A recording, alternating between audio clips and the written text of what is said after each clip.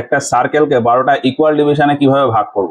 Engineering এ drawing করার সময় বেশিরভাগ সময় যে সিচুয়েশনটা আসে সেটা হলো আমাদের দুটো সেন্টার লাইন থাকে, এই সেন্টার লাইন দুটোর ইন্টারসেক্টিং পয়েন্ট থেকে একটা সার্কেল ড্র করা হয়। এই সার্কেলটাকে আমাদের 12টা ইকুয়াল ডিভিশনে ভাগ করতে হয়। তো প্রথমে এইটার ক্ষেত্রে দেখি, তারপরে অন্যান্য বিভিন্ন সার্কেলের কন্ডিশনটা বলবো। এই কন্ডিশনের ক্ষেত্রে আমি এই যে দুটো সেন্টার লাইন টেনেছি, এই দুটো সেন্টার লাইন টেনে আমি এই যে সার্কেল টানলাম, এতে আমার অলরেডি কিন্তু 4টে ডিভিশন হয়ে গেল।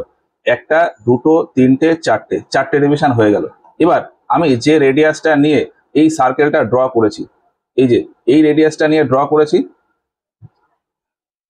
যে রেডিয়াসটা নিয়ে আমি সার্কেলটা ড্র করেছি, এই রেডিয়াসটাই আমার মাপ নেওয়া থাকবে। মাপ নিয়ে আমি এই পয়েন্টে বসাবো, এই যে এই পয়েন্টে বসিয়ে এদিকে একবার টানবো, এদিকে একবার টানবো এই আর্কের ওপর, এটা মার্ক করলাম।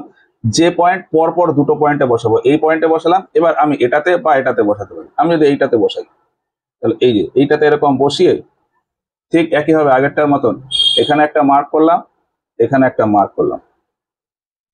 তাহলে আমাদের এই 4টে মার্কিং হবে। এবার এই মার্কিং গুলোর সাথে আমি সেন্টার পয়েন্ট জুড়ে দেবো। এই মার্কিং ধরে, এই সেন্টার পয়েন্ট ধরে আমি যদি একটা লাইন টেনে দিই, এটা হয়ে গেল।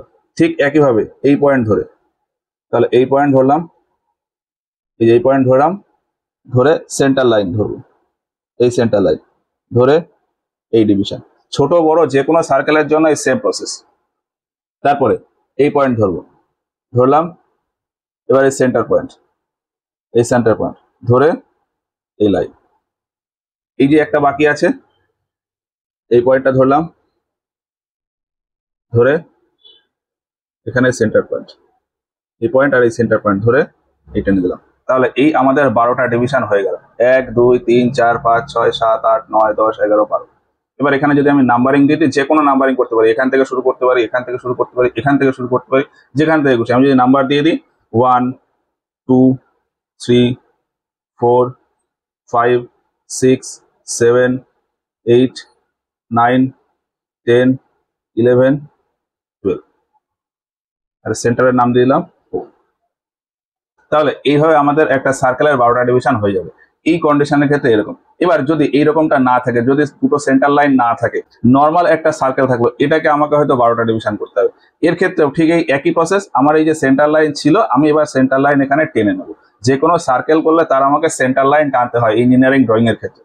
তো এটা আমি যে কোনো জায়গায় যদি টানি, তাহলে তার সেন্টার পয়েন্ট আমি পেয়ে যাব। এই সেন্টার পয়েন্ট যখনই আমি পেয়ে যাব, এই যে এইখানে হলো সেন্টার পয়েন্ট, এই সেন্টার পয়েন্ট থেকে আমাকে দুটো লাইন টেনে নিতে হবে। আমি আমার সুবিধা মতন যেদিকে খুশি আমি লাইন টেনে নিতে পারি যদি আমার প্রয়োজন হয়। তাহলে এই সেন্টার লাইন টানলাম, একটা সেন্টার লাইন হলো। এবার এর পারপেন্ডিকুলার করে আরেকটা লাইন। পারপেন্ডিকুলার টানার জন্য কিভাবে করব, এটাতেই বসালাম, বসে এটাকে আমি একটু বাইরের দিকে এরকম স্লাইড করলাম, স্লাইড করে এখানে রেখে এর সাথে এই পারপেন্ডিকুলার টেনে দিলাম। পারপেন্ডিকুলারটা একদম সার্কেলের সেন্টার দিয়ে পাস করবে। তাহলে এই সেন্টার লাইন হয়ে গেল। এবার ঠিক এইটার মতন প্রসেস।